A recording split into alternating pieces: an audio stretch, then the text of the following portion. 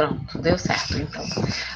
Então, como eu estava falando, boa noite, né? A gente vai finalizando a nossa disciplina de saúde, enfermagem e saúde mental, exatamente nesse contexto de uma breve avaliação sobre como nós construímos conhecimento, né? Sobre o cuidado à pessoa, ao paciente, né? Que necessita de cuidados de saúde mental, e a nossa compreensão do sofrimento, né? E o quanto esse sofrimento ele pode ser amenizado exatamente por esse cuidado que nós construímos como fazer.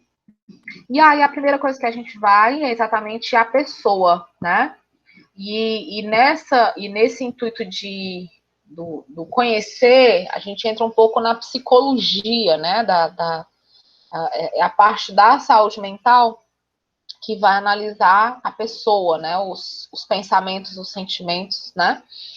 E aí a gente precisa compreender que essa pessoa ela tem correlações, né? Entre esferas. Ela se correlaciona com o mundo. E existem alguns aspectos, né? Que a gente citou alguns deles aqui, que eles têm uma relação direta, né, com essa pessoa e com o comportamento dessa pessoa e com o enfrentamento que essa pessoa tem, né? E aí ela tem uma correlação, nós todos, né, as pessoas, nós pessoas, temos essa correlação, né, entre a nossa vida passada, e aí nós temos os sentimentos bem vividos, os traumas, as angústias pela ausência de algumas experiências, né? Usualmente, todo esse contexto da nossa vida passada, ele tem uma relação muito direta, né? Com a nossa vida hoje e com o nosso pensar de vida futura, né? Muitas vezes nós temos alguns medos, algumas, né, fobias, que elas estão diretamente ligadas à nossa vida do passado, né? Sobretudo quando nós vivenciamos algum tipo de situação que gerou um trauma, né? E que o trauma não foi trabalhado adequadamente, e aí a gente precisa, né? E aí a gente tem o sofrimento, o sentimento relacionado a esse trauma, tá? Outro aspecto também que a gente tem, que a gente precisa correlacionar, né? É a vida futura, a expectativa de vida, né? O que eu penso para a minha vida, quais são os planos, as metas, né? O que eu não quero deixar de viver, o que eu não quero viver, né? Qual é o meu estilo de vida, quais são as minhas escolhas, qual a escolha da minha carreira, qual a escolha da minha tipo de relação que eu vou ter com as pessoas, né? Então, essa vida futura, ela causa, por vezes, sobretudo nos transtornos de ansiedade, né? É muito relacionado a esse pensamento nessa vida futura, tá? Outro tópico, né, que não tem como não haver uma correlação é a família, né? A família, nós precisamos compreender, né, o quão importante é a família, a presença de uma família, certo? Eu falo muito, por exemplo, nos serviços, às vezes, né? O que a gente tem? Eu via há 2, 3 anos atrás grandes discussões, né? Nos congressos, no Senado, a respeito da família, né? O que é família, e enfim. E aí se brigava tanto pela composição da família, por estabelecer uma composição familiar, como que isso fosse um cálculo matemático, né? e se esquecia da essência do que é a palavra família, né? E o quanto essa palavra família ela tem impacto, tá? Então não interessa se uma família é formada por 2 homens, 2 mulheres, um homem e uma mulher, uma mãe sozinha, um pai sozinho, uma mãe com a avó. Isso é o que menos importa no conceito do que é a família. Agora, essa família precisa representar realmente uma família, seja ela, como eu acabei de citar alguns exemplos, né? Uma pessoa e um cachorro, né? Então, o tipo, o nome, a determinação, o formato, isso independe. O que importa é que dentro dessa família haja os princípios familiares, né? Que é o respeito, que é o companheirismo, que é o poder contar com alguém, né?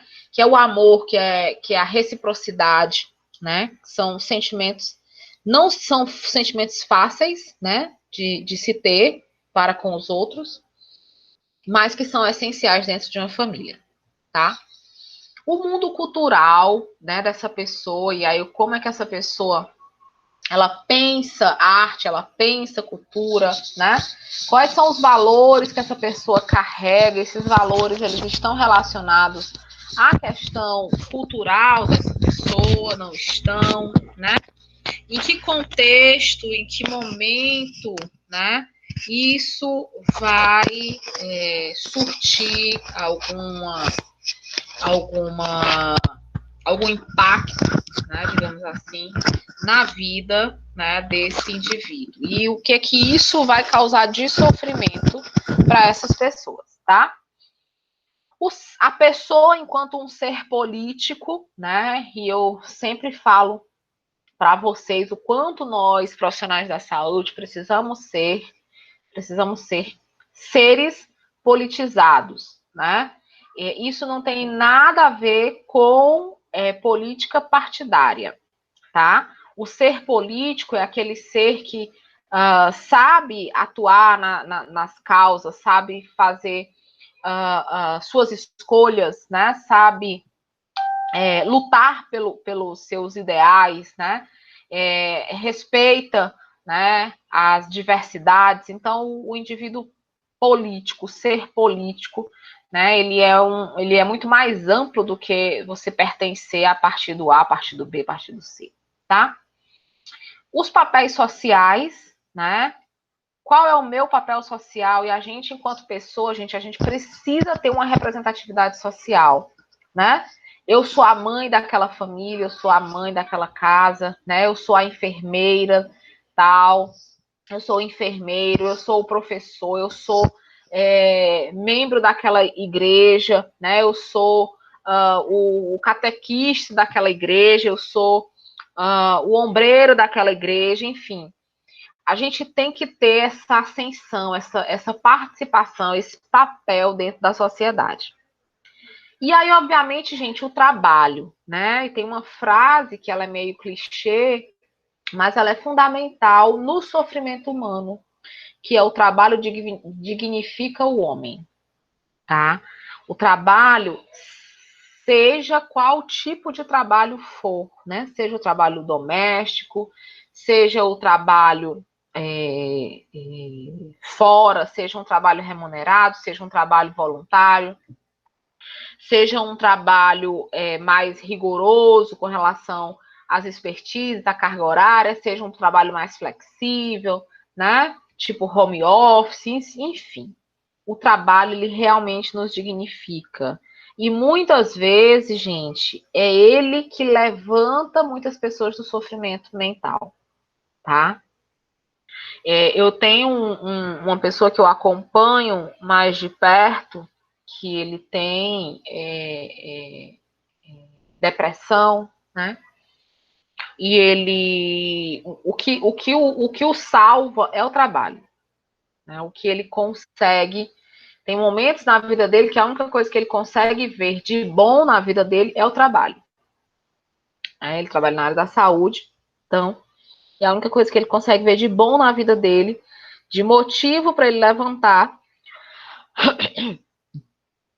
diariamente, é o trabalho, porque ele já perdeu todas as outras vontades de viver, né? Vontade, por exemplo, relacionada a ter um relacionamento, vontade relacionada a estudar ou a ter um objetivo de vida, né? Vontade relacionada aos amigos, né? Vontade relacionada à família, já perdeu todas as pessoas da família dele que ele queria bem, enfim, e aí o que restou para ele é ainda o amor, a vontade, né, ao trabalho, para ir ao trabalho.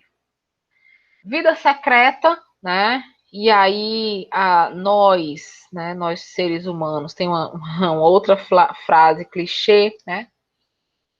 Que é do filme O Titanic, né? Não sei se vocês já assistiram alguma vez, mas a Rose, né? Quando ela já é bem idosa e ela vai lá, ela retorna aonde o navio naufragou e começa a ter todo aquele enredo, né, dela revivenciar a história através de memórias, né, e aí a neta dela que a acompanha e o produtor, né, eles começam a falar, né, e aí ela fala, né, que um colar lá que ela ganhou chamado de Coração do Oceano, se eu não me engano.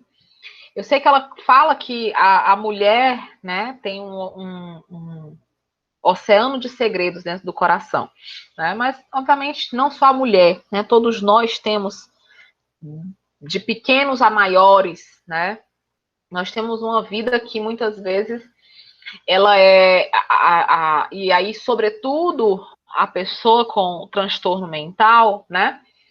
Podem ver, né? Quando as pessoas que a gente sabe, né, que cometeram suicídio, por exemplo, a gente olha e diz assim, não acredito, né? Pessoa tão cheia de vida, pessoa tão alegre, tão sorridente, tão brincalhona, né? É exatamente isso que a gente chama de vida secreta no paciente com distúrbio mental, né? Porque ele tenta mascarar, né, o sofrimento, e aí muitas vezes a gente não consegue atravessar essa máscara e ver realmente qual é a vida secreta que ele carrega, né? E aí isso é algo que a gente precisa tentar adentrar, né, no paciente, tentar buscar essa vida secreta, tá? A autoimagem, né? E aí isso, gente, é um dos maiores motivos de muitas situações de transtornos mentais, porque eu preciso me aceitar como eu sou, né? Sobretudo, essa autoimagem, ela está muito relacionada às pessoas que têm sofrimento, algum tipo de transtorno relacionado muitas vezes a episódios de traição, né? Onde a pessoa se olha e por vezes realmente não se reconhece mais, né? A vida, né, os afazeres, o dia a dia, né, transformam, né, e aí a gente muitas vezes não consegue enxergar, né, nos enxergar. A gente percebam também que a gente consegue se ver muito melhor numa foto do que no espelho. No espelho, por vezes, a gente se olha para fazer uma maquiagem, para fazer uma barba, para pintar um cabelo, mas quando a gente se olha verdadeiramente com profundidade maior, é quando a gente olha uma foto da gente. Pelo menos eu que luto, eu tenho obesidade, minha família toda tem obesidade, e aí eu que luto com a balança, eu não luto mais com ela, porque eu nem não como é que eu posso dizer, eu não subo mais nela para ela não me fazer raiva, né? Mas assim, eu que luto contra a balança, eu só consigo me reconhecer, me enxergar ou gorda ou magra através de fotos. Eu me olho no espelho e não vejo as evoluções, né? Ou de engorda ou de emagrecimento. Aí quando eu vejo uma foto minha, nossa, eu preciso rever isso aqui de novo, né? Preciso emagrecer de novo. Tá? Aí não acho que tem resultado me olhando para o espelho. Aí eu vejo uma foto minha, nossa, eu tô magra, tô bem, tô melhorando, tô chegando lá. Né? Então, a gente precisa muito dessa nossa autovisão, né? Dessa nossa autoimagem. E aí, gente, existem muitos, isso é também muito comum na adolescência, né? Muitos transtornos relacionados a essa autoimagem, isso não aceitar o próprio corpo ou a própria pessoa. Isso aqui é muito mais relacionado realmente à imagem. A vida secreta, ela fica muito mais relacionada ao eu, né? Ao eu interior. E a necessidade de automanutenção, de autocuidado, de lazer, né? Eu falo muito quando eu vou dar aula mesmo de saúde mental, de qualidade de vida, algo que poucos de nós faz, né? Aqui, nessa nossa sala, né? Nós somos 16, 17 comigo. Quem de nós recebe dinheiro no final do mês e já deixa reservado o dinheiro do lazer? Até porque a gente mora, não sei se na cidade de vocês tem muitas opções de lazer gratuita, né? Na minha cidade não tem. Né? Na minha cidade não tem essa, a não ser praça, você vai ali e leva uma criança para uma pracinha, mas lá na pracinha tem o pula-pula, que é pago, né? Tem um carrinho, uma motinha, que é pago, então assim, você não tem o 100%, né, gratuito. E aí a gente vive nessa vida do Jorge Berto, né? Viu, meu querido? Não é só você, não. Só para se é que isso lhe conforta, né? Não é só você que vive nessa vida, né? E aí, gente, isso é fundamental para as nossas vidas, né? O nosso lazer. Mas realmente a gente vive, na verdade, né? Eu sempre pego essa frase aí que o Jorge Berto acabou de colocar. O dinheiro dá para pagar as contas. O lazer deveria ser uma das contas, né? Ele já deveria ser ali, ele é tão importante quanto eu ter energia elétrica na minha casa, né? Quanto eu ter comida na minha despensa, né? Quanto eu ter o colégio do meu filho para pagar. Então, o lazer, né? Ele deveria ser uma conta como essas, né? Mas a gente não o tem como algo essencial, né? Se tem como um algo a mais, né? Como o que se sobrar dinheiro a gente vai, né? Se sobrar dinheiro a gente vai, se não sobrar a gente não vai. É bem assim, né? A nossa realidade. Pelo menos a maioria da população é nesses moldes, né? Que a gente vive. Isso, gente, sem falar agora, né? Agora é um momento histórico, né? Momento pandêmico. Falando quando a gente pode viajar, quando a gente pode passear, né?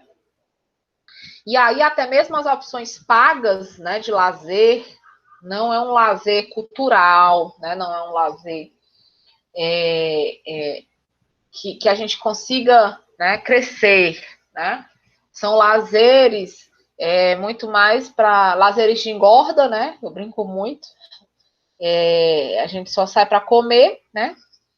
E a gente que tem filho para parquinho, né? Para lugar que tenha parquinho, para comer em lugares que tenha parquinho. Para a galera que ainda é solteira, que não tem filho, sai para beber, e que gosta de beber, obviamente, né? Mas, por exemplo, o meu lazer, né? Eu, Fabienne, qual é o meu lazer favorito?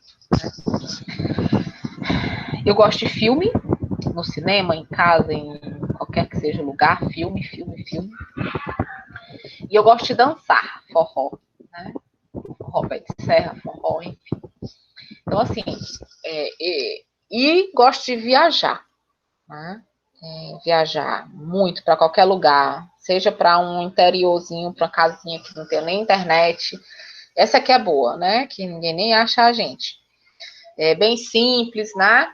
Há uma viagem mesmo com requinte e tal, né? Com hotel, com passagem aérea, enfim.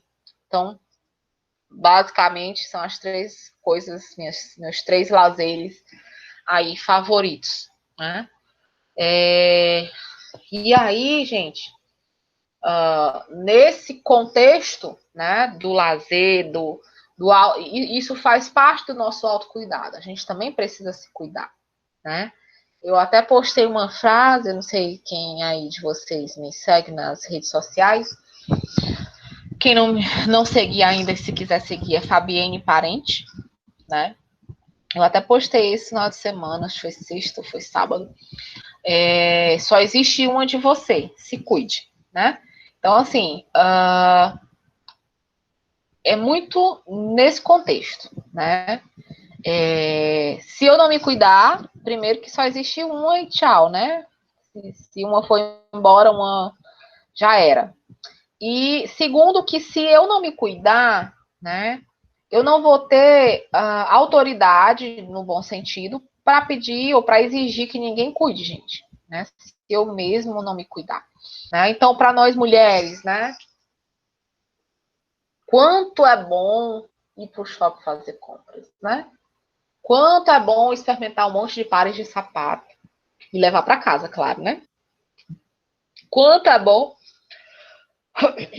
a gente ir para o salão de beleza, fazer um spa dos pés, né? Uma boa lavagem aí nos cabelos, uma escova, unha, enfim, né?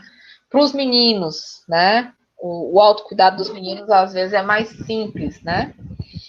Mas também estão relacionados, né? Sobretudo aquilo que se gosta, né? Aquilo que se gosta de fazer. Então, isso é importante que a gente compreenda, né? A importância dessa pessoa, né? Quem é essa pessoa? Nós temos o outro pessoa, né? O nosso paciente. Mas a gente também tem que partir inicialmente da gente, né? A gente tinha um projeto de extensão que era chamado Cuidando do Cuidador, né? Exatamente nesse enfoque, né? Por vezes a gente esquece, né, da gente. A gente só vai aí para cuidar do outro, né? E esse cuidar do outro, ele é cansativo, né? Ele não atende aí as nossas, né, perspectivas, as nossas expectativas. E aí a gente precisa compreender, né, a importância da gente olhar para a gente mesmo, né, da gente se olhar, da gente arrumar esse tempo aí para a gente, né, porque senão já era, né. Então a gente precisa aí ter esse entendimento, né. Bom, continuando. E aí a gente também precisa entender essa relação do sofrimento, né? Eu tenho a pessoa, eu tenho o sofrimento. E aí, o sofrimento, ele é exatamente sobre essa pessoa, que a gente acabou de ver, complexa, né? Que tem muitos pontos, que tem muitas peculiaridades, que tem uma vida passada, que tem a ansiedade da vida futura, que tem uma família, né? Que tem uma posição social, que tem um trabalho, né? Que não tem dinheiro para fazer o lazer, né, Jorge Berto? Enfim, então, essa pessoa complexa, essa pessoa mais macro, maior, né, mais com todas essas particularidades, né, é a partir dessas pessoas que a gente, né, encara, que a gente conhece aí, né, esse sofrimento, tá?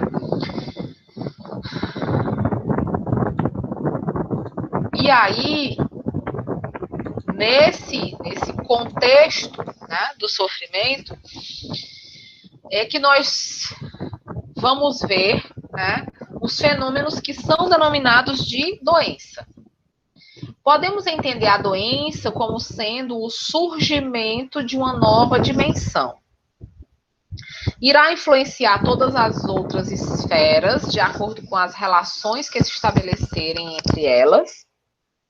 E o que é esse sofrimento, né? É uma vivência da ameaça de ruptura de unidade de identidade da pessoa.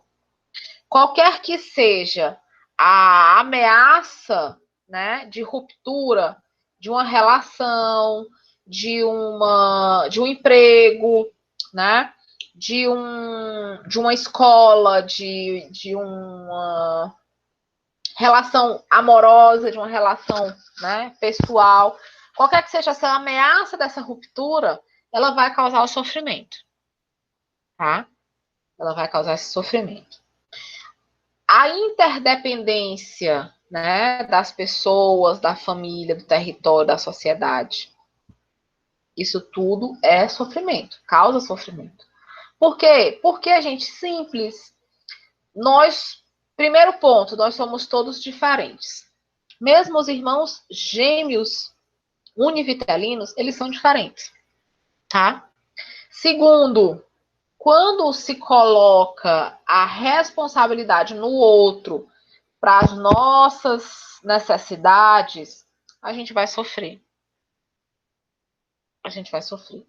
Quando eu espero que o outro me faça feliz, quando eu espero que o outro me dê dinheiro, quando eu espero que o outro me dê respeito, quando eu espero que o outro, e assim sucessivamente.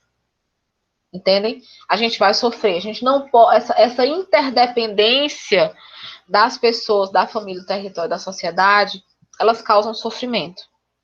Tá? E o sofrimento, gente, ele vai ser exatamente a doença, né? E a vivência, ela vai ser a descrição. Né? Então, a gente vai ter essa relação nesse formato. E aí, o que é, então, o cuidado? Né? O cuidado, ele vai ser, para a gente, né, nada mais, nada menos que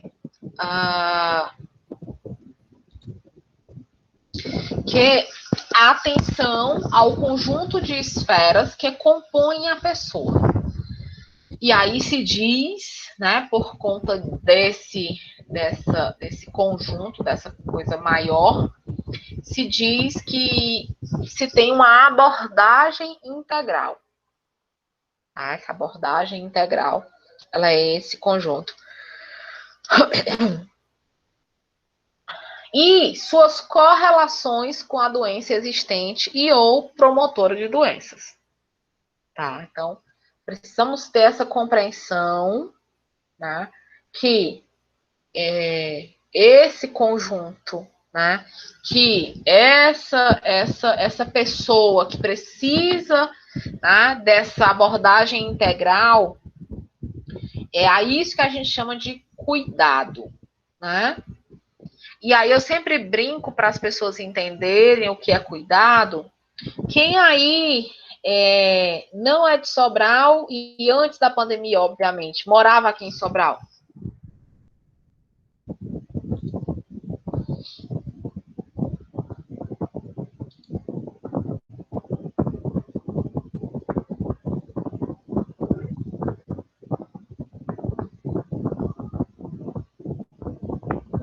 A Darla. Mais alguém?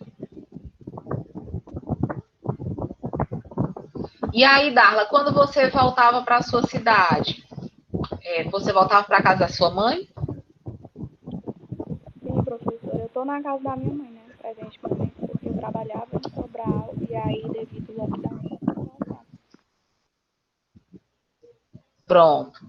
Quando você estava morando aqui, que você chegava aí final de semana, como era o tratamento? Como era o cuidado? É muito bom, viu? Né?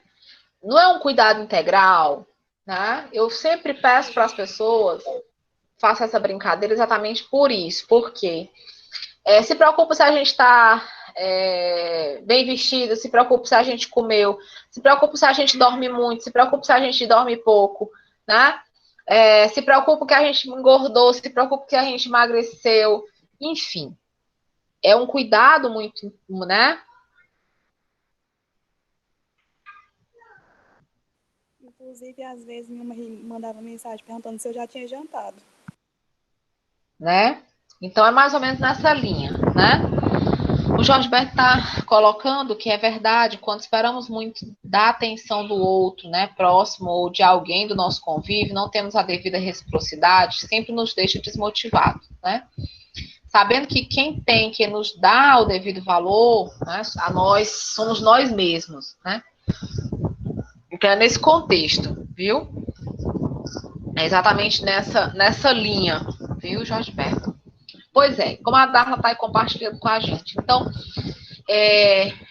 esse cuidado integral, gente, é esse cuidado de mãe quando a gente vai embora, viu? Porque quando a gente mora dentro de casa, nem sempre é esse cuidado todo, né? Tô brincando, gente. Eu sempre morei dentro de casa e sempre, né, tive aí todo esse cuidado, né? Todo esse cuidado redobrado, enfim. Mas é muito isso é o cuidado integral. Por que eu comparo, né? O cuidado integral com esse cuidado que mãe, sobretudo mãe, né? Respeito aos pais, não sei se tem algum pai aí, se tiver essa mesma postura, mas o mais comum são as mães, né? Terem essa preocupação, sim, mais, por vezes até exagerada, né? Hoje eu sou mãe, né? Então, eu entendo muito bem o que é isso, né? Mas esse cuidado integral é exatamente nesse foco, é você lembrar dos mínimos detalhes, né? É lembrar, fechar a esfera, né? É você pensar no tudo, no todo, tá? E esse cuidado também é o acolhimento, né? É a disponibilidade em receber e ofertar na relação de cuidado, favorecendo um vínculo, a formação de um vínculo, né? E da mesma forma, nós devemos identificar quais esferas ou quais relações propiciam mais movimento, mais estabilidade e coesão ao conjunto, né? Então a gente tem aí esse contexto maior, esse contexto mais macro, né?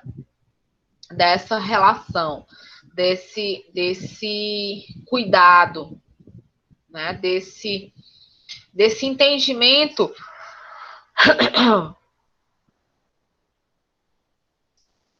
do cada pontinho, por mais bobo que ele pareça, por mais simplório que ele pareça, né? Nesse contexto vai ser importante, né? Nesse contexto vai fazer parte desse todo, fazer parte do conjunto como um todo, tá? Então a gente precisa, né, aí alinhar, a gente precisa compreender esse cuidado, tá? E o que é que nós temos, né? O que é então esse cuidado? Esse cuidado, gente, ele vai ser a elaboração das estratégias de intervenção em algumas ou várias dessas esferas, né? E aí eu relembro a vocês lá do plano terapêutico singular, que vocês já tiveram aula, né? Já vivenciaram, já conheceram esse contexto do plano terapêutico singular, tá? Esse cuidado, ele tem que ser, e aí a gente da enfermagem adora essa palavra, holístico, né? Holístico é o todo, né? É o amplo, tá? É o olhar ampliado, é o olhar do todo. Mas ele precisa respeitar as particularidades individuais de cada um, que é o que a gente chama de idiosincrasias, né? Então, o plano terapêutico singular é exatamente isso. é você olhar o indivíduo, os indivíduos, né, como um todo, sem esquecer das particularidades de cada um, tá? E aí, o plano, né, o próprio nome já fala, né, ele é um plano de ação compartilhado, né, composto por um conjunto de intervenções que seguem uma intencionalidade do cuidado integral às pessoas. Esse plano terapêutico singular, gente, ele é multiprofissional, né?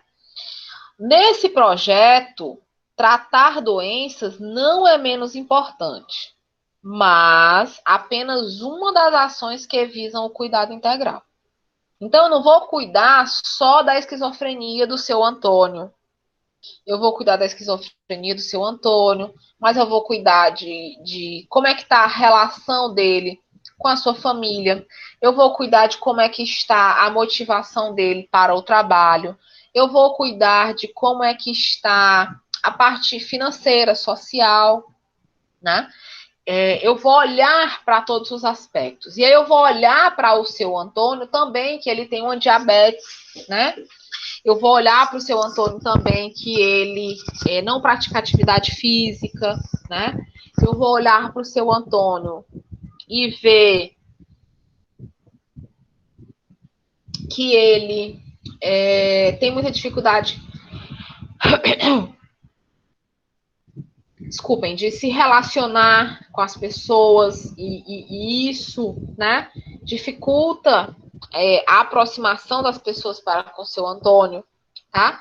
Então, o olhar, o plano terapêutico, gente, ele vai ser exatamente esse algo maior, né? E ele vai depender de múltiplas disciplinas, né? Então, eu vou depender do enfermeiro, do médico, do assistente social, do psicólogo, do terapeuta, né? Vou precisar, às vezes, até de outras categorias que não sejam só específicas da saúde, né? Para que eu atue nesse cuidado integral, tá? A gente tem o cuidado integral, né, no contexto de patologias mais orgânicas, né? Nessas doenças, né, mais físicas, a gente vai ter exatamente um cuidado já nessa visão multidisciplinar, tá? No cuidado, no plano terapêutico singular, só liberar aqui para alguém que está entrando.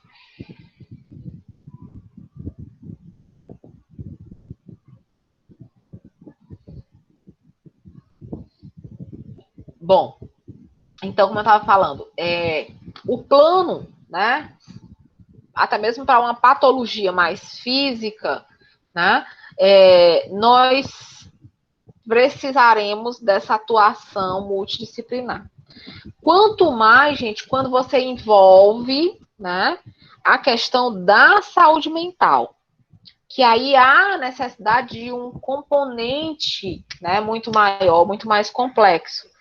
Então, esse plano, ele vai ter a atuação exatamente do educador físico, da nutricionista, né?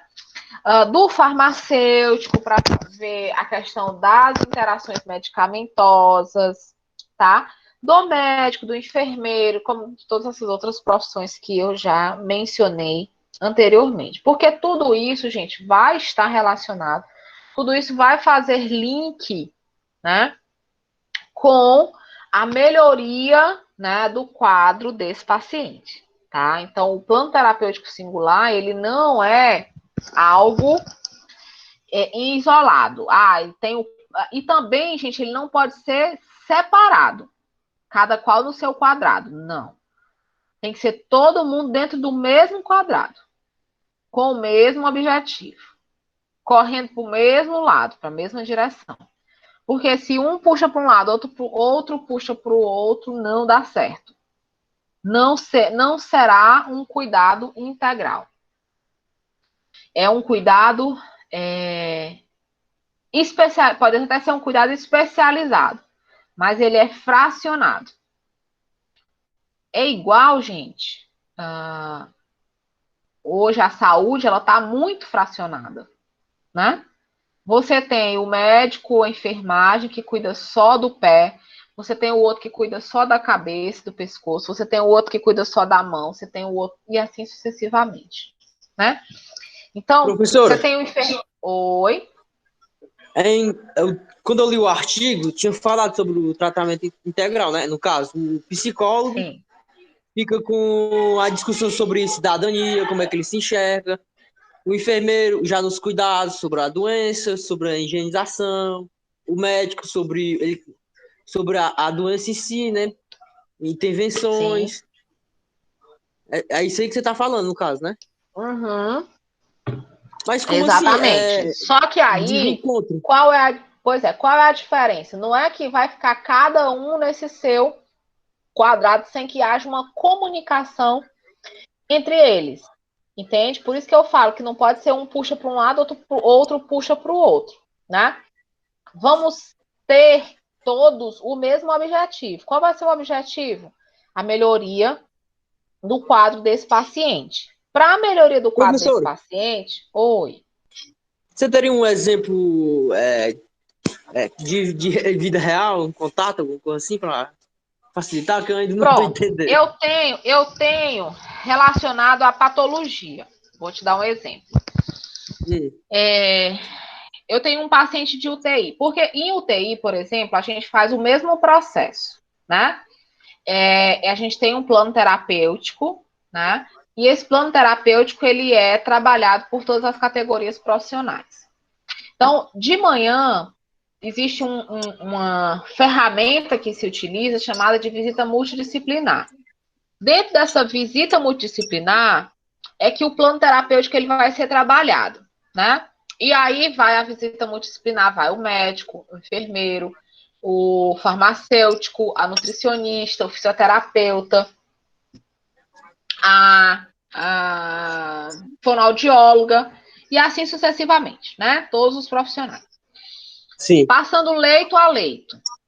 E aí, quando eu digo que tem que ser dentro do mesmo quadrado, é porque há necessidade de que todos tenham o mesmo objetivo para aquele paciente. Então, por exemplo, está lá um paciente grave, entubado, com sedação ligada, se alimentando por sonda nasointeral, né? Tomando várias drogas em bomba de infusão, sedativos, como eu já falei. E aí, a importância desse plano é decidir qual é a meta de cuidado para aquele paciente, né? Então, a meta de cuidado para aquele paciente é desligar a sedação, é extubar o paciente, tirar o tubo daquele paciente. Então, quando você faz isso dentro da equipe multidisciplinar, cada um já vai atuar dentro da sua área, da sua especificidade, que é como você citou o exemplo do artigo. O farmacêutico ele vai cuidar da interação dos medicamentos, a nutricionista vai cuidar da dieta, o enfermeiro vai cuidar das drogas, entende? Então, cada um vai atuar na sua expertise, mas a enfermagem sabe que ela vai ter que desligar a sedação, porque senão o paciente não acorda, né? O fisioterapeuta sabe que ele vai ter que trabalhar o pulmão desse paciente, a respiração desse paciente para conseguir tirar o tubo. A nutrição sabe que ela vai ter que deixar esse paciente em dieta zero, porque quando ele acorda, ele pode ter reflexos que podem fazer com que ele aspire, né, para os pulmões essa nutrição. Então, ela deixa o paciente em dieta zero. Quem mais? O farmacêutico vai olhar essa questão, né, das interações medicamentosas, se não tem ainda outra medicação que faça esse paciente dormir, para facilitar esse processo. Então, todo mundo vai trabalhar na sua expertise, mas com o mesmo objetivo. Qual o resultado disso? O paciente estubado. Né? Eles conseguem a estubação. No caso da saúde mental, o modelo, o formato é o mesmo. Entende? Então, como é que a gente vai? Eu não tenho um exemplo real, mas a gente pode pensar num exemplo imaginário aqui, né? Um paciente com depressão, né? Um quadro depressivo, que está desempregado, tá? Que é recém saído de um divórcio, por exemplo, de uma separação, né? Onde ele está se readaptando a um novo estilo de vida. E, além disso, né, ele ainda teve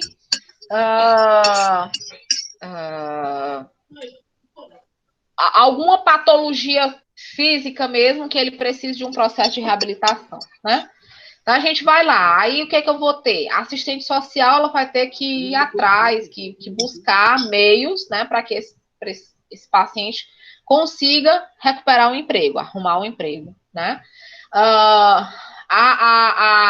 O trabalho com terapias, por exemplo, sobretudo essas terapias mais formativas, como em algumas casas, em alguns grupos se tem, né? Aprende a fazer pães, aprende a fazer picolés, aprende a fazer chocolate, bolos, enfim, né? Essas terapias, elas podem ajudar o serviço social à questão do emprego, né? O psicólogo, ele vai atuar dentro da expertise dele, né? Mas ele vai trabalhar muito mais a questão dos sentimentos, né? A questão do se entender, a questão dele compreender, dele entender a separação, o momento de ruptura, né? O sofrimento causado pela ruptura, tá? Nós, né? A enfermagem, a gente vai trabalhar muito mais na questão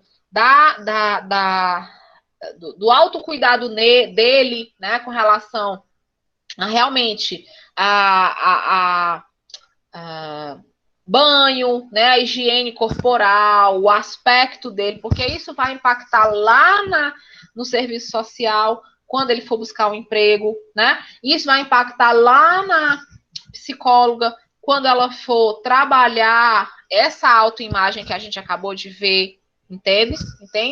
Então, a gente vai preocupar com dosagem de medicação, né? Se ele está tomando a medicação adequadamente, dentro dos horários, entende? Então, o plano, ele é um só. Qual é o nosso plano?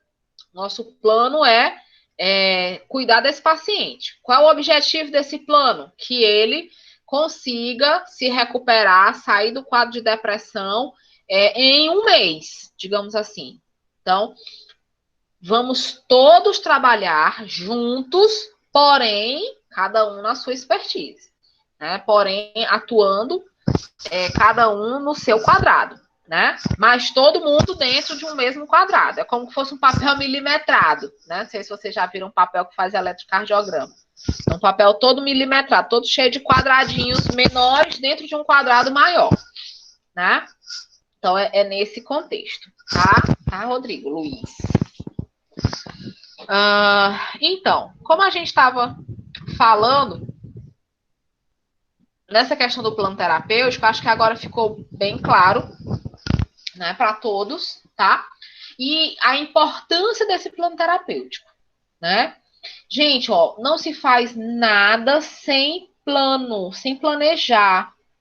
Entendam isso, né? Quando vocês estavam estudando Semiologia e Semiotécnica 1, eu tenho certeza que o professor de vocês falou que, não sei nem quem foi o professor de vocês, mas eu tenho certeza que ele falou para vocês a importância de planejar a nossa assistência, o nosso cuidado, para a melhoria de todo o processo, né? Para a melhoria do cuidado, para a melhoria das nossas atividades, do nosso processo de trabalho, que é o processo de enfermagem, né? Que é a sistematização da assistência de enfermagem.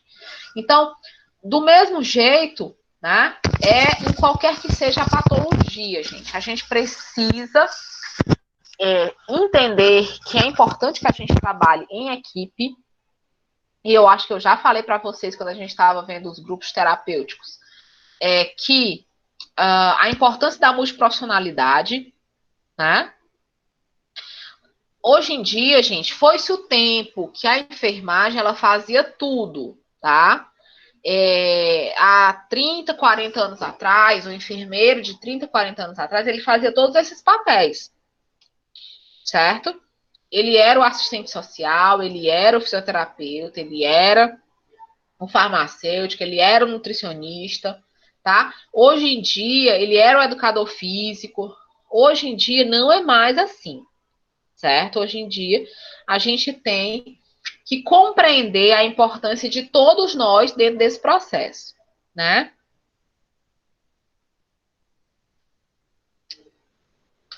Vai depender muito do tipo de cuidado, né?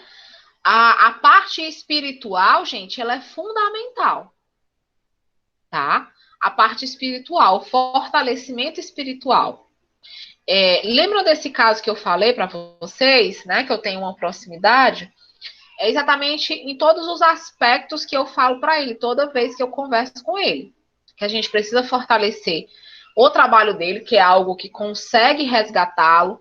Nós precisamos fortalecer a questão das medicações, nós precisamos fortalecer a questão das terapias e nós precisamos fortalecer a questão espiritual, certo? Então, e aí vai depender, obviamente, da sua religiosidade, né? Se vai ser um padre, um pastor, enfim, alguém espírita, vai depender da sua ideologia religiosa, né? Da sua preferência religiosa, entende? Mas que é fundamental o fortalecimento espiritual, certo? É fundamental. Sobretudo nós, né, que vivemos num país muito cristão, tá? O nosso país, a maioria, grande maioria mesmo, né, mais de 90% da população brasileira, segundo os dados do IBGE, ela é uma população cristã, né? E aí, dentro do cristianismo, né, tem inúmeras religiões, tem o próprio católico, tem os evangélicos, aí dos evangélicos tem o adventista, tem o assembleísta, tem, enfim, mas todos esses, né, todos esses somos chamados de cristãos, né? Porque são religiões que acreditam em Cristo, em Jesus Cristo, né? Então, são os chamados cristãos, mas isso também faz parte, né? E aí, muitas dessas, por exemplo, muitas dessas casas de apoio para usuários de droga, elas têm algum vínculo religioso com alguma religião, né? Algumas são mantidas pela diocese, aí obviamente lá é trabalhado a religião católica, né? Outras são mantidas por outras religiões, e aí, né, se trabalha muito essa questão da espiritualidade. Mas é assim, viu, Luiz? Muito importante. Então, exatamente nesse entendimento, né, eu acho que assim conseguiu ficar bem claro a importância de todas essas pessoas dentro dessas equipes, de todas essas representatividades, né, dessas figuras dentro do processo de cuidado com o nosso paciente com transtorno mental, né? Ele tem que ser professora, um nutricionista. O que tem a ver o nutricionista com o paciente com saúde mental? Existem pacientes, gente, que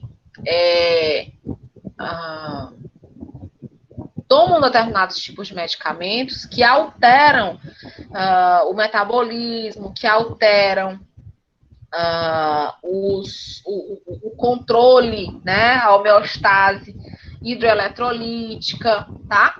Então, nesses tipos de paciente é importante que haja acompanhamento nutricional, porque são pacientes que, por exemplo, engordam muito, ou emagrecem muito porque perdem o apetite, e aí ou para mais ou para menos, né? é fundamental que se veja como é que estão a questão das vitaminas, das proteínas, né? Porque isso tem impacto na rapidez do tratamento, certo? Então, tudo isso tem uma relação, não é aleatório, não se pensa mais em individualismo, né? A gente realmente tem que se entender enquanto uma equipe multiprofissional e a importância que nós somos dentro dessa equipe, tá? E aí, dentro da atenção básica, né, existe uma trilha, né, trilhas no cuidado em saúde mental. E aí, nós temos observar e escutar o grupo familiar e a inserção da pessoa em sofrimento nesse contexto, né, para que a gente consiga conhecer a história familiar. E aí, gente, isso, por vezes, não é fácil, sobretudo nos pacientes que a gente sabe que a maior causa, o maior motivo do sofrimento já são traumas, já são momentos, né, vivenciados aí em família, entende? E aí, são pessoas, usualmente, que desacreditaram na família, né? Você pode ver que algumas pessoas que têm traumas mais sérios, né? Que pena que a gente não está podendo, né, fazer a visita em campo, porque a conversa com os pacientes, né, essa interação com os pacientes lá nesses lugares que a gente iria visitar, isso ia abrir muito, sabe? Esqueci, Rodrigo. Ia esclarecer muito, ia deixar muito mais claro para vocês todos esses processos que a gente está falando, né? E aí, por exemplo, nesses grupos, a gente ia compreender muito melhor, né, essas etapas, né, esse entendimento aí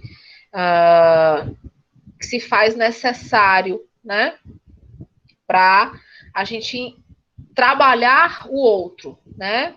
Como é que eu posso fazer um plano, um planejamento, né, desse cuidado, se eu não conheço o que impacta, né, na saúde mental desse paciente, né? Como é que eu posso buscar como aliada a família se ele não tem família? Ou como é que eu posso buscar como aliado a família se os traumas, se o sofrimento psíquico dele nesse momento está relacionado a essa vivência familiar, entendem? Então, tudo isso é importante que a gente compreenda, que a gente perceba, né, para exatamente estarmos trabalhando, buscando, né, essa compreensão mais macro, né? E isso facilita, obviamente, de como a gente pode, né, trabalhar, né, de como a gente pode atuar nesse cuidado a esse paciente, tá? Então, isso é fundamental para que a gente compreenda de forma mais geral, de forma maior, né, essa participação da família e como isso pode ser trabalhado, levando em consideração que, por vezes, né, essa família foi o que desencadeou o sofrimento, né? Então, isso a gente precisa compreender, né, para sabermos atuar, para sabermos como é que a gente pode estar trabalhando todas essas esferas, tá? As famílias, né, em maior dificuldade e com maior vulnerabilidade, elas devem ser atendidas prioritariamente, sem discriminação de patologias ou faixa etária, tá? E aí, dentro da atenção básica, a gente precisa rastrear essas famílias. A gente precisa fazer aí, ter um conhecimento mais amplo, né, sobre essas famílias, sobre a situação de risco, a situação de vulnerabilidade que essas famílias elas se encontram, né, para que a gente possa estar atuando mais rapidamente. A responsabilidade pelo cuidado, ela é da estratégia de saúde da família e dos profissionais, né, do serviço. Os agentes comunitários de saúde, gente, eles são peças fundamentais na identificação desses casos e no mapeamento das redes afetivas, sociais e familiares. Por quê?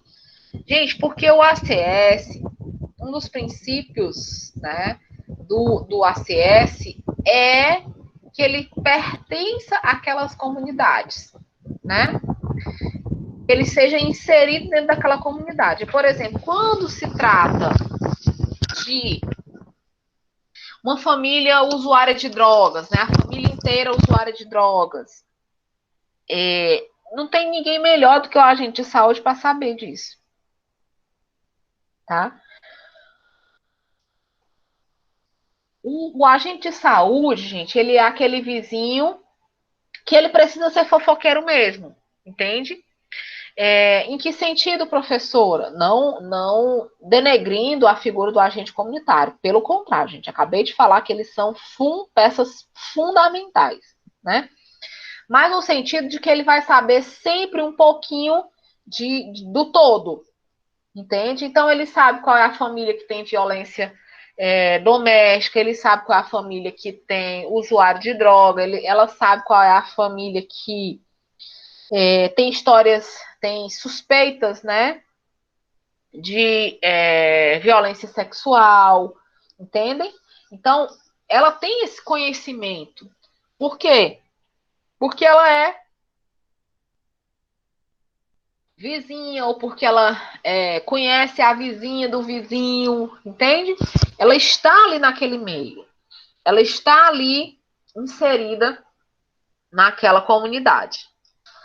E adotar a redução de danos como estratégia que permeia o cuidado em saúde, né? E aí, a redução de danos, a gente também já trabalhou, já conversou sobre reduzir esses danos.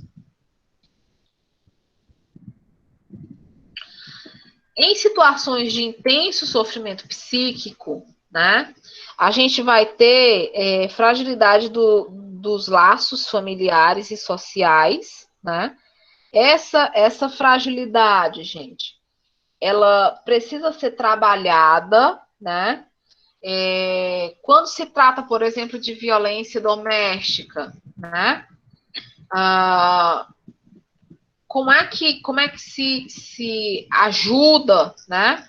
Uma mulher, por exemplo, vítima de violência, como é que se pode tentar resgatar esses laços familiares, entende? Dependendo do nível de violência vivida pelas mulheres, né?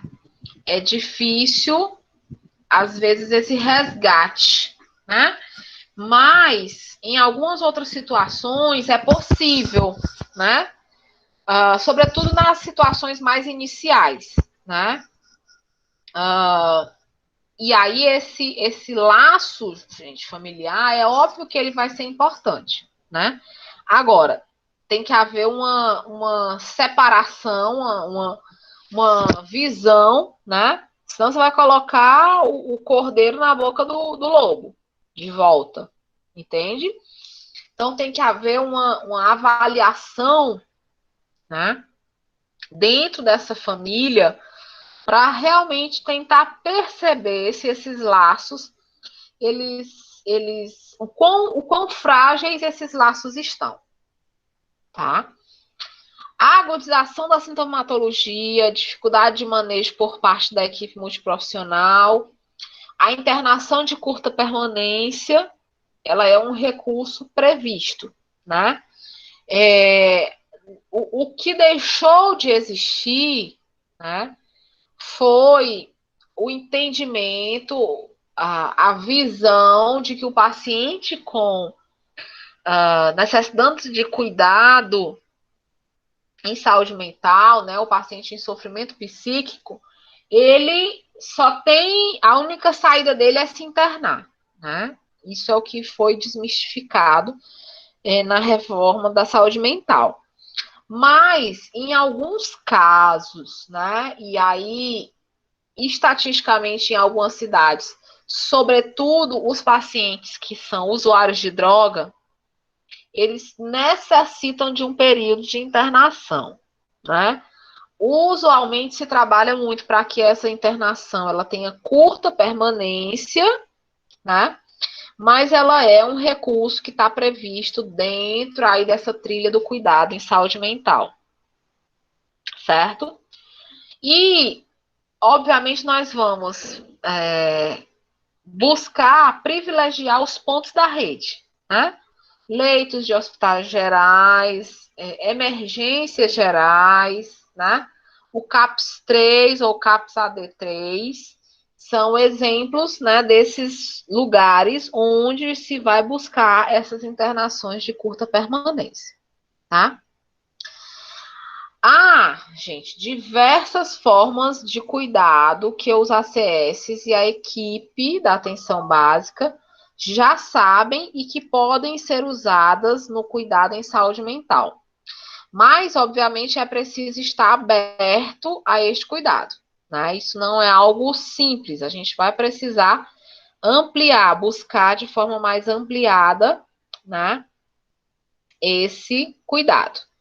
A internação, sempre que necessária, será conduzida pelas equipes de saúde mental em conjunto com as equipes da atenção básica, certo? Então, vai ser uma discussão, né, na qual a gente vai tentar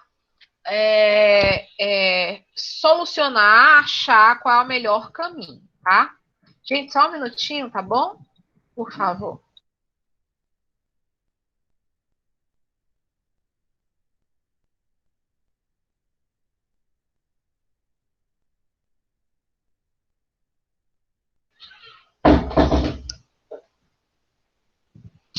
Tá, voltei. Então, meninos, nesse contexto, né, que a gente fala da responsabilização, né? É preciso que haja essa responsabilização, é preciso que haja essa corresponsabilização, na verdade, né? Onde a atenção básica, ela é a porta de entrada para qualquer usuário da saúde ao nosso Sistema Único de Saúde. Isso aí a gente já estudou desde a enfermagem lá em saúde mental, ou em saúde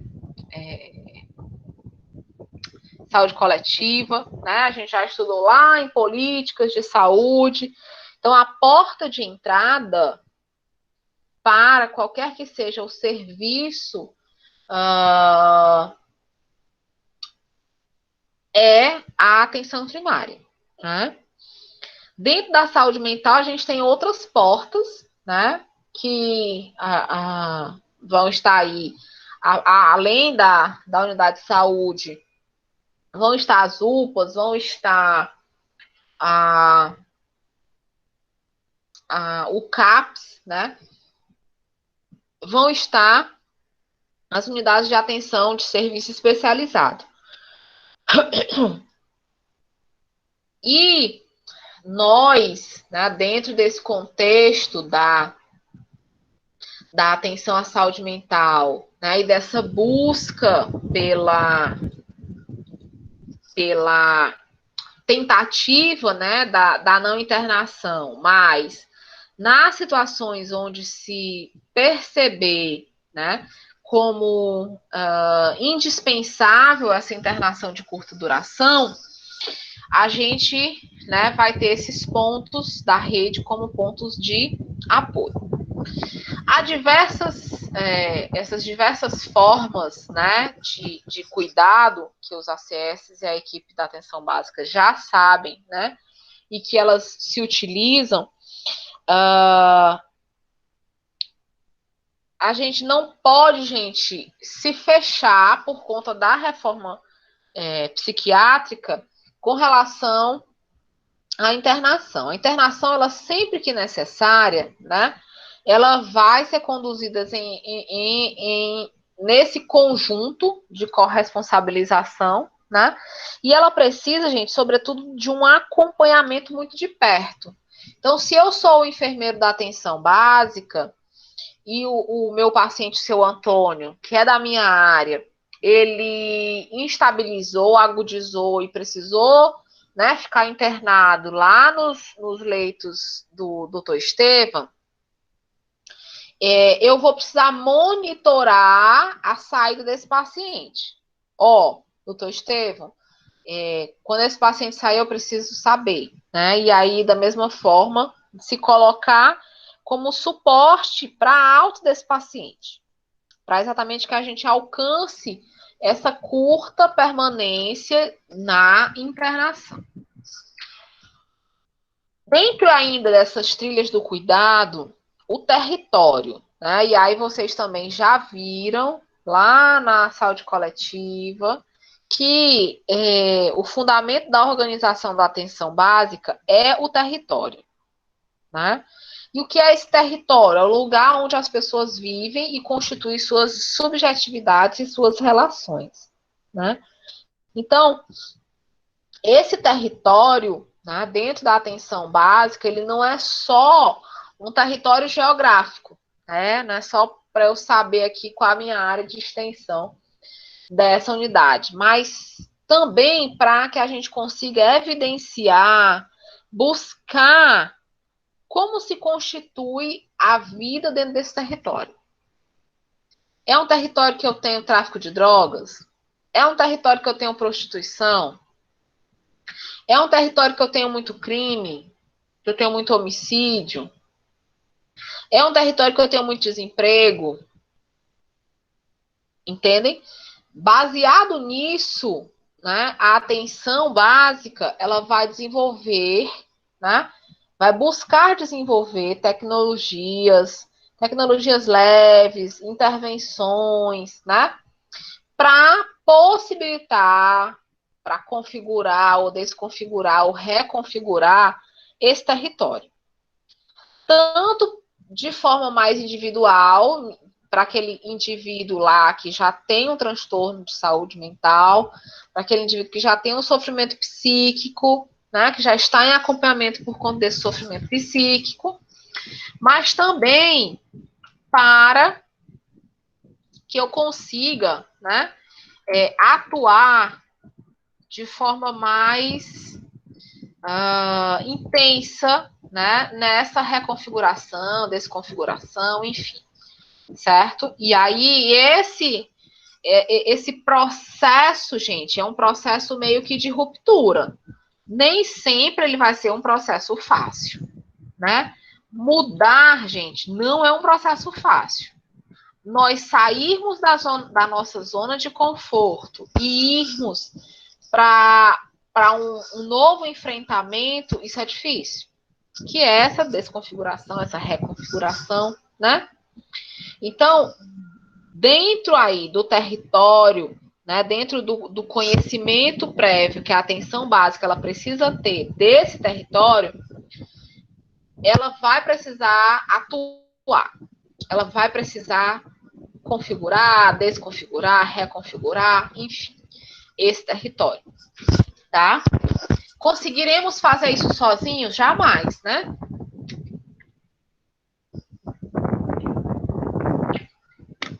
Jamais.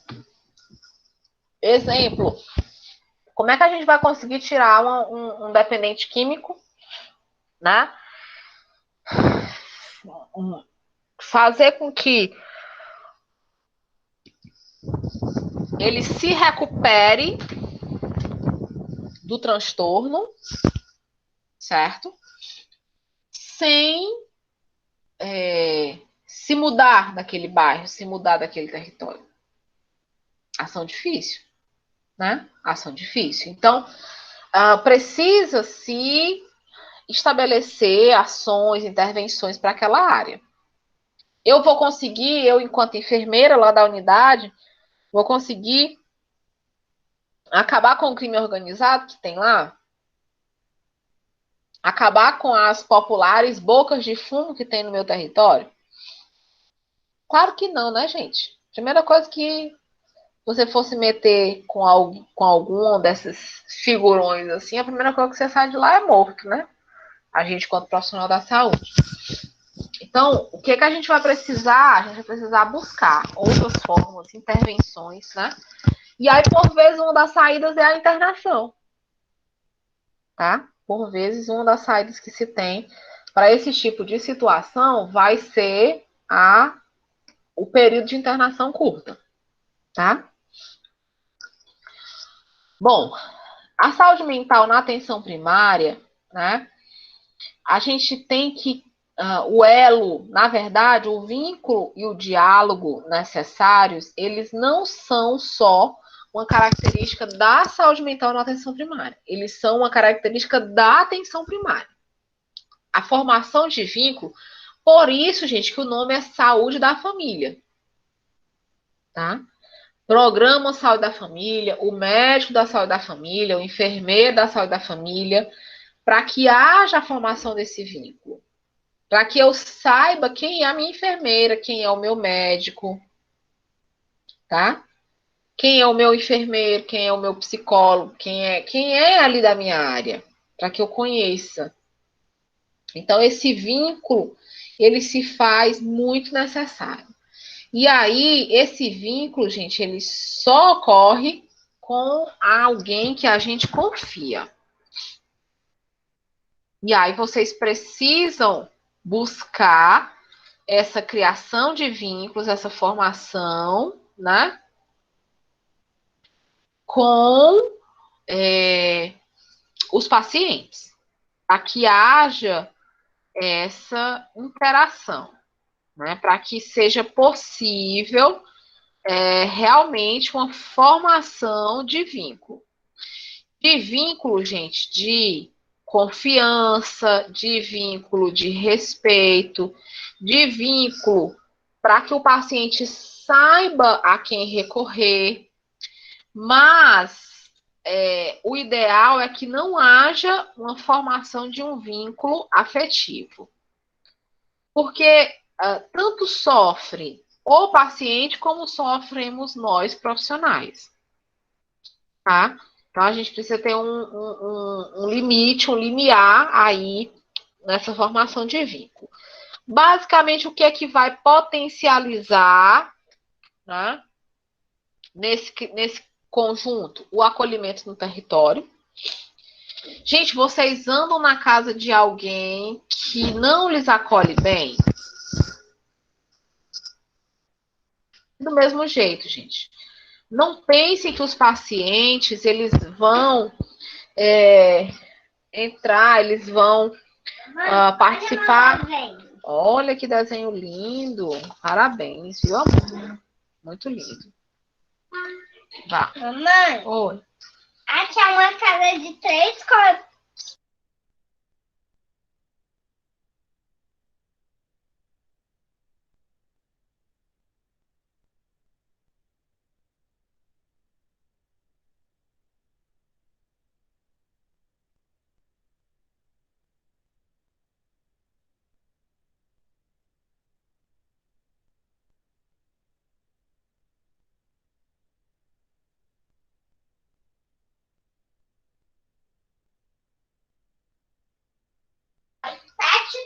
Foram 7 cores, né? Tá, meu amor, fecha a porta, deixa. Desculpem, gente. Então, como eu estava falando, a gente não vai, gente, onde a gente não é bem acolhido. Então, do mesmo jeito, gente, vai ser o paciente, né? Seja qual for o paciente. Sobretudo, se for um paciente já com transtorno de saúde mental. Se ele já tiver algum trauma, se ele já tiver ele já não consegue, ele já é típico, né, o quadro de difícil socialização, né? Então, você tem um conjunto de situações que vão fazer com que haja essa dificuldade de inserção dentro da da estratégia de saúde da família. Quanto mais se não houver uma boa interação, um bom acolhimento para com esse paciente, certo? Então, a gente precisa ter essa noção, essa visão mais ampla, certo? Esse entendimento mais amplo, tá?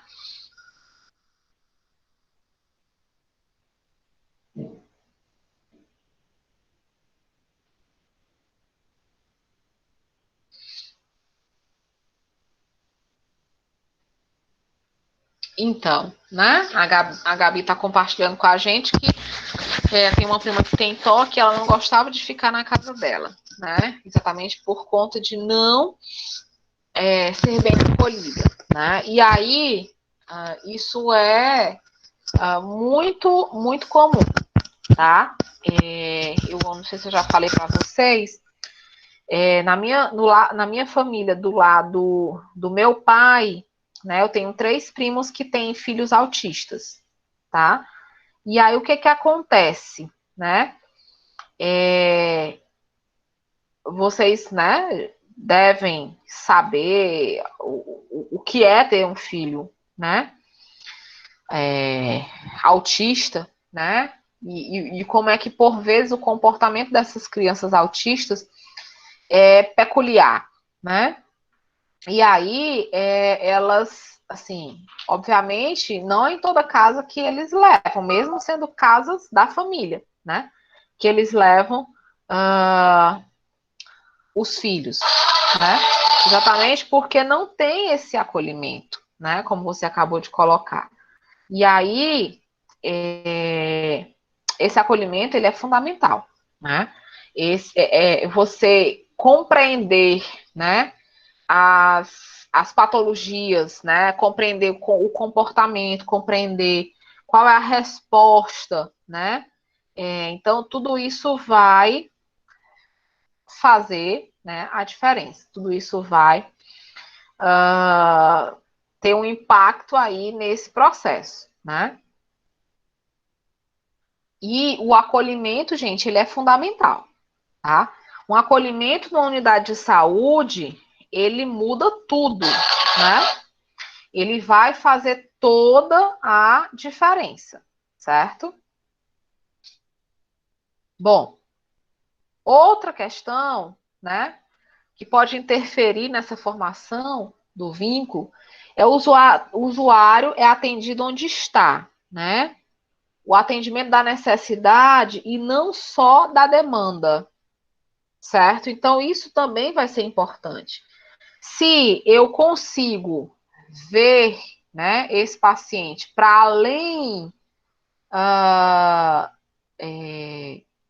para além da patologia que ele está referindo, né?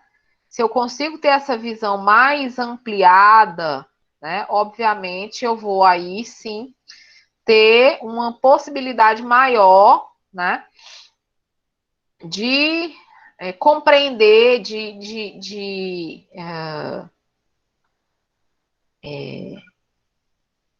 vivenciar, né?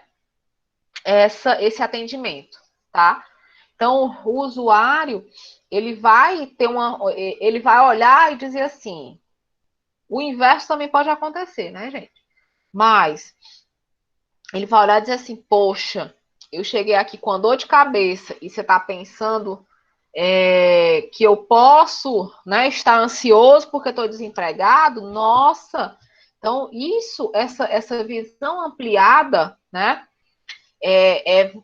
você cuidar para além da demanda, isso vai, com certeza, formar não é nem só um vínculo, né? Uma dependência com aquele serviço, tá? A intervenção, né, gente? A intervenção a partir do contexto familiar. Família como parceira no tratamento, tá? Então, isso vai facilitar o vínculo, porque nós somos seres familiares, gente. Nós dependemos da família, né? A família é algo que não se ela nasceu para estar junta, né? Eu acho que talvez o maior ensinamento que essa pandemia tenha trazido para a gente, e obviamente com um grande sofrimento psíquico, era o isolamento da nossa própria família, né? É o isolamento da nossa própria família. Por quê? Porque a grande maioria das famílias, claro, também tem as exceções, né? Mas a grande maioria das famílias, gente, briga, se desune e tal, não sei o quê, mas quando tem um doente, tá todo mundo em cima, né? Quando tem um na família, todo mundo se junta e se reveza, né? E um passa a noite, um passa o dia, eu fico de tarde, tu fica de noite, e assim vai, né? Mas nesse isolamento que nós fomos e estamos ainda, de certa forma, submetidos, sujeitos, era um isolamento que não tinha isso, né? Não tinha esse contato familiar. Então, isso, gente, eu acho que foi, pelo menos para mim, para minha família, foi o maior desafio, né, que a gente enfrentou nesse período foi esse. Porque a gente sempre estava juntos, né? Mesmo domingo, almoço junto, né? A gente estava sempre muito juntos e, sobretudo, quando um ou o outro precisava, né? Então, quando um precisa, todo mundo se organiza, se distribui, né? Para ficarmos todos juntos, né? Sofre todo mundo junto. Então, nesse momento, foi um momento que a gente teve essa dificuldade, né? Então, esse vínculo familiar, essa participação da família, ela vai ajudar nessa formação, nesse fortalecimento desse vínculo, com certeza, tá? O cuidado longitudinal, né, gente? É o cuidado exatamente integral, aquele cuidado total, né? Aquele cuidado que consiga ver para além, né? E as potencialidades da rede sanitária e comunitária. Então, se eu tenho um acesso mais facilitado, né? Obviamente, essa formação desse vínculo, ela vai haver de forma mais fluida, mais fácil, tá? Há de se deslocar o olhar da doença para o cuidado, né? Para o alívio e a ressignificação do sofrimento e para a potencialização de novos modos individuais e grupais de estar no mundo. Tá? Então, a gente vai, como eu já acabei de falar, olhar para além da doença. Né? É tirar o foco da doença e focar nas formas, nos modos, sejam eles grupais, individuais, familiares, de como melhorar, de como avançar, né? De como aliviar esse sofrimento, tá? Tem uma pesquisa, né, agora de 2015, da Fiocruz, que ela trata, né, exatamente do que é possível verificar e concluir a partir da pesquisa com relação à saúde mental. Nas cenas de uso, né, 80% dos usuários são negros ou pardos, dos usuários dos serviços de saúde mental, da atenção básica. 80% dos usuários não chegou ao ensino médio, então eles têm baixa escolaridade. Aproximadamente 80% dos usuários frequentes são homens, né?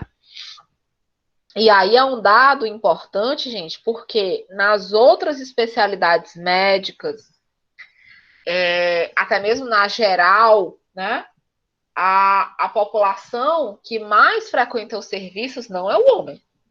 A gente sabe disso, né? O percentual ele chega a ser de 60%, 70% de mulheres, né, comparado ao percentual de homens. Tá? 20% das mulheres são ainda mais vulneráveis do que esses homens do ponto de vista social. Tá? Então, assim, mesmo o percentual maior sendo de homens, o que a gente ainda tem é uma vulnerabilidade muito maior da mulher. E aí, gente, isso é altamente explicável, né? A mulher, ela é vulnerável até na questão da força física, né? Ela é mais vulnerável. Então, isso tem uma explicação, né?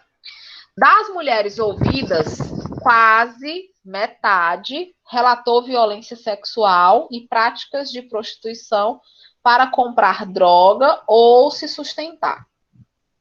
Né? Então, você vê que a vulnerabilidade, a exposição, né, ela é muito maior para as mulheres, né? Praticando até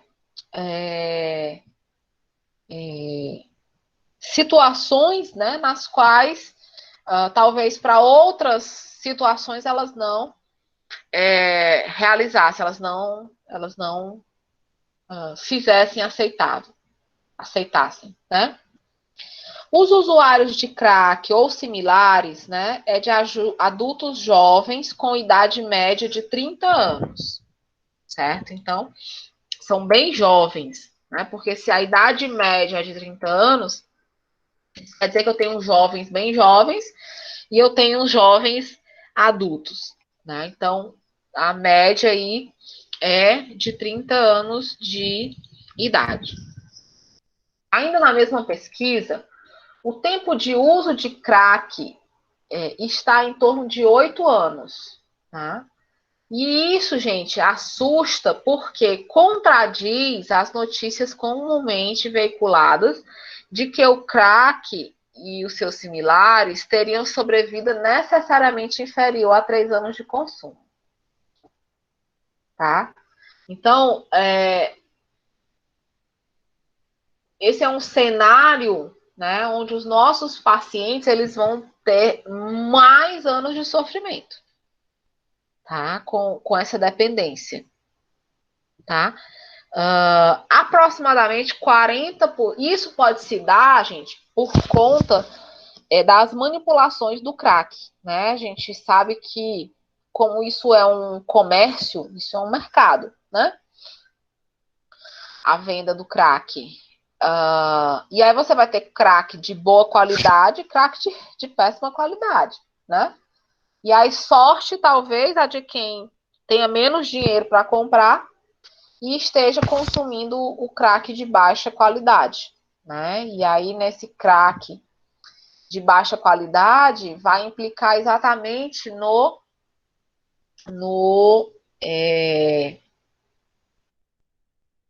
na ampliação aí da sua vida enquanto usuário de crack similares, certo? Então, a gente sabe que hoje em dia as pedras de crack, né, elas têm um cheirinho de crack e o resto são outros componentes, tá?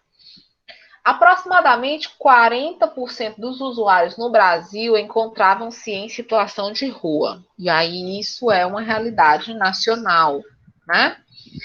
Os nossos usuários de crack, eles perdem tudo para o crack, né? Eles perdem tudo para o crack. E aí, né, são os que vão, né, morar nas ruas. São essas pessoas que adquirem essa dependência, tá? Isto não quer dizer que esse contingente necessariamente mora nas ruas, mas que nelas passava parte expressiva do seu tempo, né?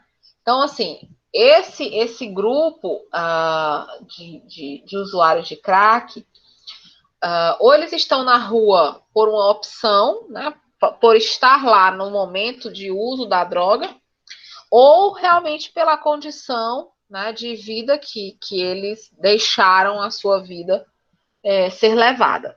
Né? Obviamente, eu entendo da dependência, eu estou falando no aspecto de forma mais ampla, né?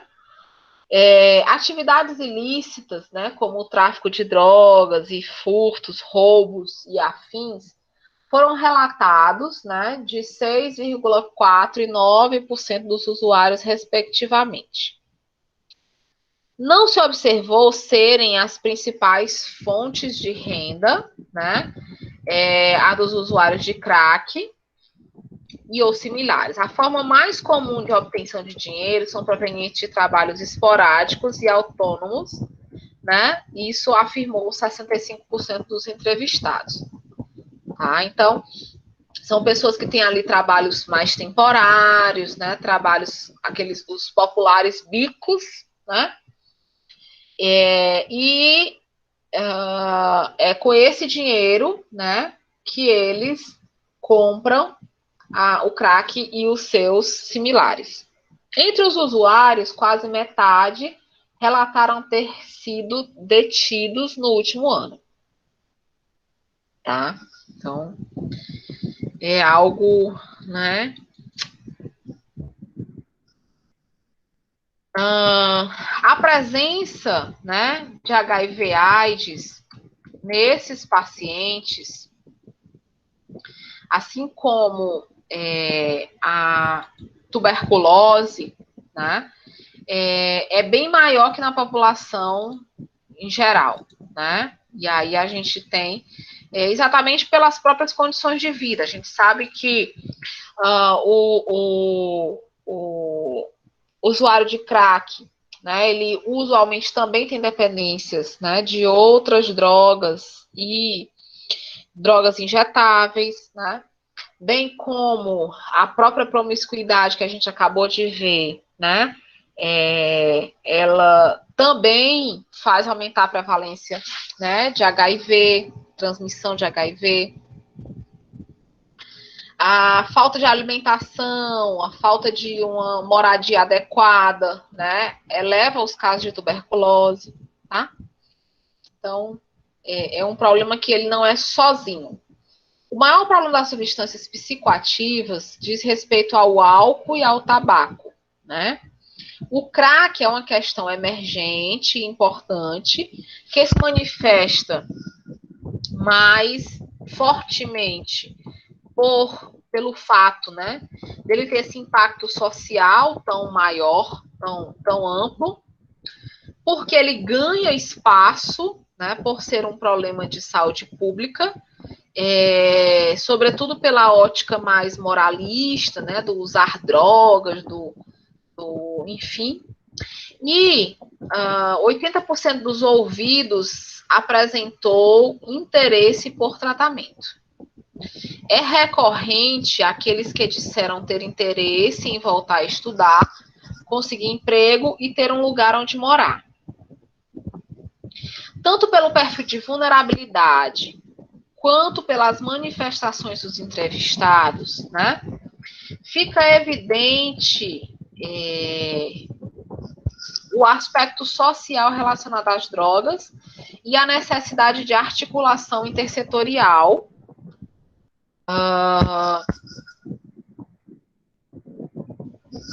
para que você consiga verdadeiramente resgatar esses indivíduos, gente, né? Todo aquele suporte que a gente viu da pessoa lá, né, no primeiro slide de hoje, gente, ele se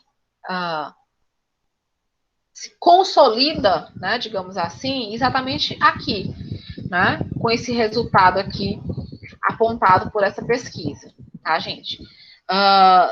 Não há como você cuidar individualmente da dependência química.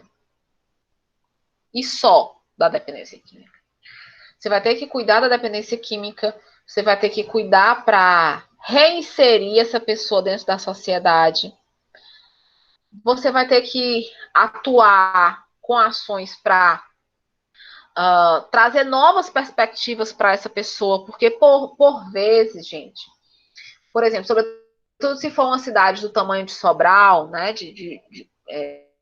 os sobralenses bairristas aí, me desculpem, né, eu sou sobralense bairrista, né, mas nós somos uma cidade pequena, né, nós somos uma cidade pequena ainda, a gente não tem população nem para ter rabides, né, então a gente é uma população pequena. pequena, a gente é uma cidade pequena, né?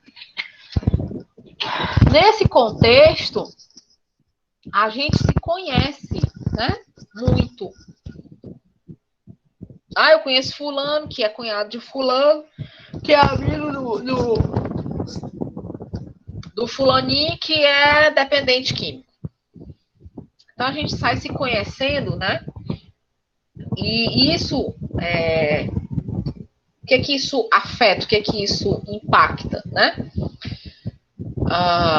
Por vezes, para um usuário de crack, ele resgatar a sua vida de volta, né? Ele vai ter que mudar de profissão, porque o meio, né, que ele for atuar, alguém, um ou outro, vai saber, né, que ele é usuário, que ele é dependente, tá? Então, com isso, vai haver a necessidade da produção dessa nova profissão, né? Num curto espaço de tempo, inclusive, né? Para que haja essa reabilitação. Vai ter que ter o suporte familiar, né? Vai ter que ter uso de medicação, né? Eu falo muito com essa pessoa que eu falei para vocês, né? Eu digo, meu filho, olha, dê graças a Deus. Uma das coisas que você precisa agradecer a Deus é que tem remédio. Olha aí quantas pessoas estão morrendo de Covid nesse momento porque não tem remédio. E a sua patologia, ela tem remédio. Ah, doutora, mas eu vou ter que tomar esse remédio pro resto da vida. Se Deus quiser, porque se você tomar pro resto da vida, e isso forem muitos anos, é sinal de que você viveu muitos anos. Entendem? Então a gente precisa ter esse entendimento, né? Desse todo, dessa forma bem abrangente, né? Que vai ser necessária para a gente atuar, para a gente trabalhar, ter intervenções, né? Pensar alternativas para esse contexto, né? Maior, esse contexto mais macro, né? Esse contexto aí do todo, né? Entende? Então, a gente vai precisar aí ter uma visão muito maior, né? Muito, né? Muito mais ampliada, tá?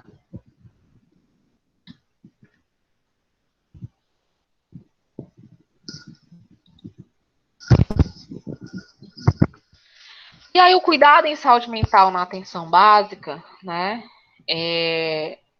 Vai precisar perpassar, vai precisar que haja uma reflexão, né? Um entendimento mais amplo, né? Contextos de violência, a violência urbana, a violência de gênero, a violência domiciliar, abuso, dependência de álcool e outras drogas, né? Surgem naturalmente como demanda nos atendimentos clínicos. Isso vai contribuir, né? Vai fazer com que a equipe ela tenha a necessidade de buscar ações que respondam a esta realidade. Entende? Então, isso é um contexto maior, mais amplo. A formação de uma rede de identificação e proteção com escolas, assistência social, que são os CRAS, né? Conselho tutelar, conselho da mulher, e outros atores que possam vir a ser importantes, né, nesse contexto. Certo? Como é que você lida, né? Vamos ser enfermeiros, vamos atuar na atenção primária. Como é que a gente vai agir sozinho numa família de pai e mãe usuários de drogas e com 3 crianças menores, um ainda bebê, recém-nascido, sem ninguém que trabalhe na área, sem nenhum responsável que possa assumir a tutela dessas crianças, né, um responsável familiar. Entende? Então, a gente vai precisar dessas bases, né? A gente vai precisar dessa rede para nos dar o suporte para as nossas ações, para as nossas intervenções, porque senão a gente não vai conseguir sozinho. Né? A gente não vai atuar, não vai conseguir atuar sozinho. A gente vai precisar dessa rede, vai precisar de buscar esse apoio, né? Vamos precisar desse contexto, né? Vamos precisar dessa interação maior, mais macro, tá? Destacamos a importância do apoio matricial para as equipes de saúde da família, né? Prioritariamente através do NASF e do CAPS, dentre outros, potencializando o cuidado que facilita uma abordagem integral. E aí, gente, nós vamos sair daqui, né? Daqui, vocês vão se formar daqui a 2 anos e pouco, né? Vão sair enfermeiros generalistas, né? Enfermeiros que vamos, por exemplo, com relação à saúde mental, vocês têm 2 semestres de saúde mental, né? Mas a gente não vai sair daqui especialista em saúde mental, entende? Para buscar essa especialização, a gente precisaria ir fazer uma residência em saúde mental, uma especialização em saúde mental. Mas por que eu estou falando isso, gente? Porque, prioritariamente, a gente vai precisar desse suporte matricial. Tá? Nós vamos estar lá nas nossas unidades de saúde da família como enfermeiros generalistas, certo? Então, chegando esses casos para a gente, né? Chegando uma violência, um transtorno bipolar, chegando um paciente dependente químico, né? Querendo ajuda, chegando uma mulher traumatizada por abuso sexual, enfim. Os tipos de situações são das mais diversas e inimagináveis possíveis. Sozinhos, gente, nós não vamos conseguir, né? Sozinhos, sem esse apoio de rede, sem esse apoio matricial, né? Tanto para identificação, como para orientação de conduta nossa, de abordagem de forma integral nossa, essas unidades, esses pontos de apoio, eles vão ser fundamentais, né? Exatamente, gente, porque juntos nós somos melhores, né? Juntos nós podemos mais, né? Juntos nós vamos além, né? Juntos somos mais fortes, né? Então, pensando, né, nesse contexto, juntos nós vamos ganhar mais, né? Juntos nós vamos além, tá? Então, com esse pensamento, e obviamente esse é um pensamento de atuação em equipe, porque somos, né? Juntos somos, né? Quando não se pensa em equipe, eu faço alguma coisa, né? Eu identifiquei, eu diagnostiquei, eu intervi, eu fiz um plano terapêutico, né? Não, nós somos, juntos somos, né? Então, a gente precisa pensar na saúde mental como um todo, em equipe, mas sobretudo na atenção primária, tá?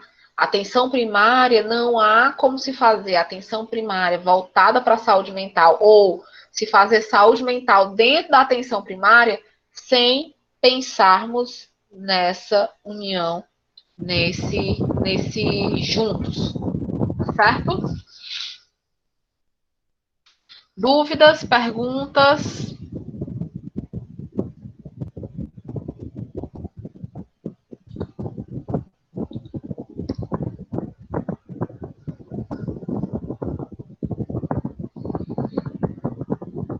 Tranquilo?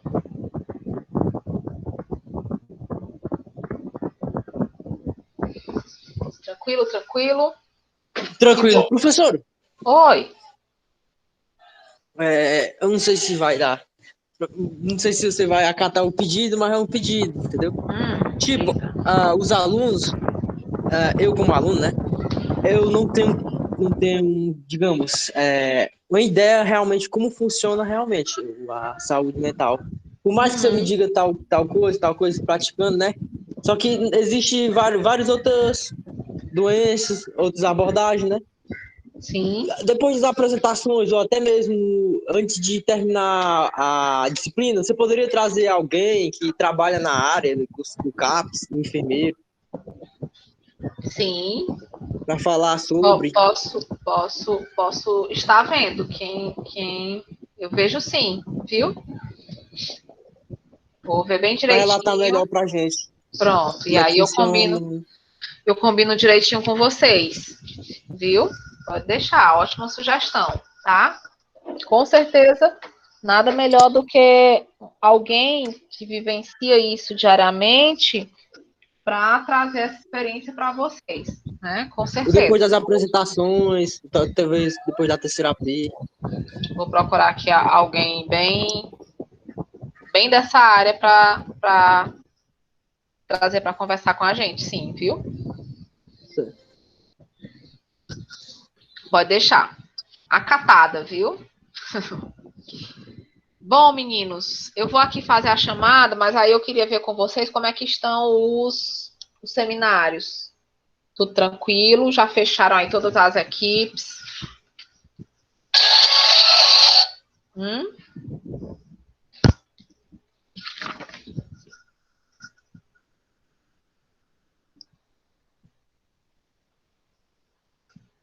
Como estamos? Eu vi aqui que estava faltando a equipe 8, né? Mas aí depois disso, duas pessoas estavam sem equipe. Professor, boa noite. Boa noite. É Vinícius. Eu tô até falando agora com a Sandra que a gente vai ficando com a 8. A gente já tem até combinado. Acho que é Sandra Pronto. na 8. Pronto, eu vou até colocar logo aqui Vinícius e Sandra, né?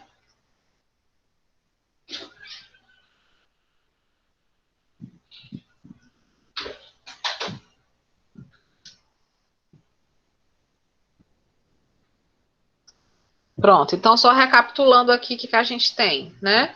Equipe 1 ficou com antroposofia, é a Gleiciane, Leniane e Eliana.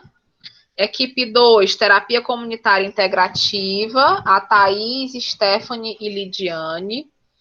Equipe 3, meditação e yoga, ficou com a Gabriele e Laíse e Darla. Equipe 4, acupuntura, a Ana Cessi, Milena e Ana Carolina. Equipe 5, arte terapia, Janaína, Brenda, Tayana e Adelane. Equipe 6, naturopatia, é a Edneuma, Claudiane e Graciele. E deixa eu ver isso aqui. Equipe 7, musicoterapia, ficou o Luiz, o Jorge Berto e o Jefferson. E equipe 8, aromoterapia, Vinícius e Sandra. Isso mesmo? Ok. Então estamos caminhando, né, Gleice? Ok.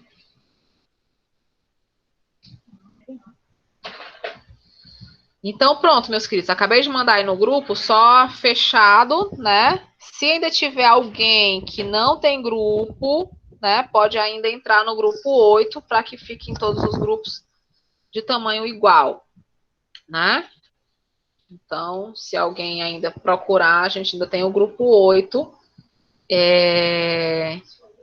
ainda disponível, que a gente ainda tem uma vaga. Ok?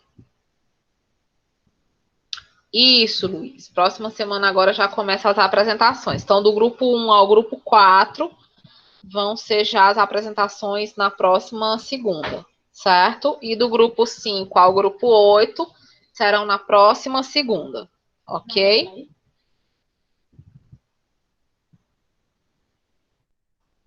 Combinado? E aí eu já vejo essa questão da data para o...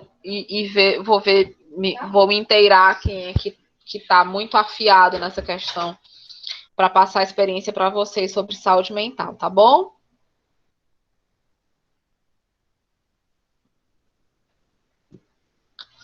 Vamos lá, chamada.